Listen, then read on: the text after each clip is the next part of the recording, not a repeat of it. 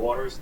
And so I take my hat off to them. I take my hat off to Congress. Can you imagine that both the House and the Senate passed this waiver by unanimous consent?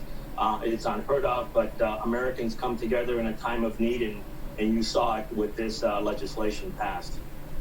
Wow, that's a great change in tone from the clip we played before the break, Frank. I mean, talk us through, though, what still hurdles you have to get over, what the requirements are in order to then launch those Alaskan-based cruises.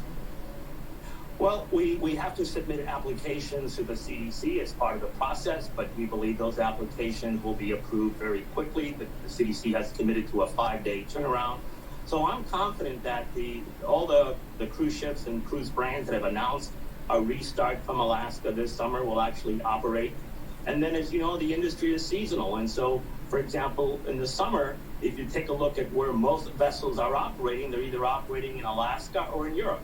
And Europe is still closed for the most part, although you have Spain, Italy, Greece opening up now. But look, one of the wonderful things about the CDC giving us the green light is that they are the most influential public health authority in the world. And other public health authorities around the world will take a cue from what they just did to us here in the States.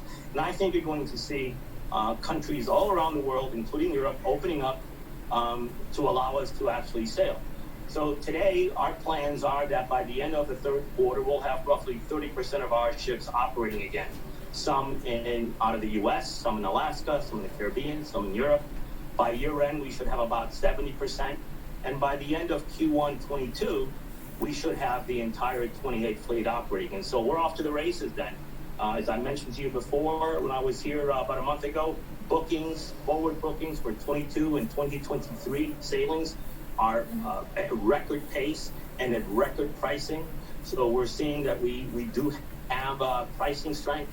And of course, the pent-up demand that I was watching your show earlier today, and whether it's the airline industry or the lodging industry, the hospitality industry, they're seeing this pent-up demand, and we're seeing it too. So if we can actually operate the sailings that we're selling in 2022, 2022 could be the best year in the history of the industry.